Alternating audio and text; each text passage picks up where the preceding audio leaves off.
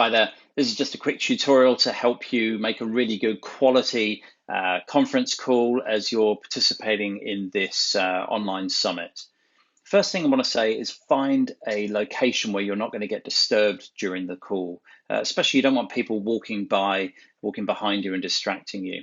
Think about your background in particular. You'll notice with this shot that I've got here, there's actually a door handle. It's a little bit distracting. So I'd probably want to find a better location than the one that I'm sitting in right here that looks a bit more professional. Think also about your lighting. I have a video light directly behind my laptop projecting straight onto my face so that you'll hopefully get a nice clear picture of me. Think also about your sound, the recording of your voice. So I have AirPods here that I'm using, and you could just as well use a USB headset. Of course, you could use the built-in microphone in your laptop and the speakers that come with it, but this will just overall make a much better quality call if we think about using external USB headsets or a wireless set like I have here. Also, look directly at the camera as much as possible. Of course, you will want to look at the other speakers that are participating in the call with you, but try and remember to come back to the camera as much as possible because there's a big audience watching you and they'll really want to see you looking into their eyes. Now, if you're recording using Zoom, just a quick word about the cloud recording settings. And you'll see on screen right now, there's a screenshot of the check boxes that we really need to make sure that you have checked inside your cloud recording settings within Zoom, within the Zoom preferences. So record active speaker with shared screen. That needs to be ticked. Record active speaker gallery view and shared screen separately. This is really important because essentially what we need is both an image of the person on camera, you, and a gallery view if there's more than one speaker, so we can cut to a shot of multiple speakers.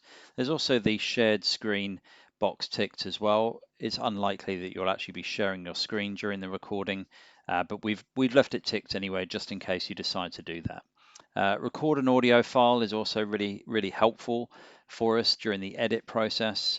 If we want to cut anything, it's just really helpful to have the audio file. And the final thing there, just to make sure is checked, is the checkbox for optimize the recording for third-party video editor.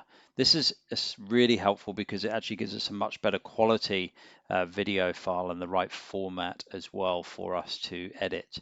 The other boxes aren't ticked, and that's a really important thing to make sure that they're not ticked, especially things like adding a timestamp to the recording and displaying participant names in the recording. We don't want those ticked because otherwise that will actually affect the picture on screen. Or if you're not participating in a recording but actually participating in a live event with us, then you've got these settings that are coming up for BigMarker. So let's talk about BigMarker next.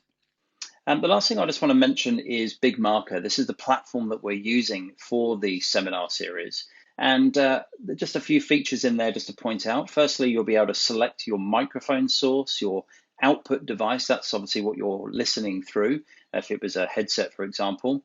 The camera, by default, it will pick up the webcam built into your computer. But if you had an external camera, you could select that source instead. You can also see it does an auto test of your network performance as you join the session, but you can also see that just down there in the screen. And finally, under your video, the picture of you, you'll see there's an area where you can check quality. That's actually where you can change the video quality settings. We will provide these to you. But thanks so much for watching, and I hope this has been a help to you.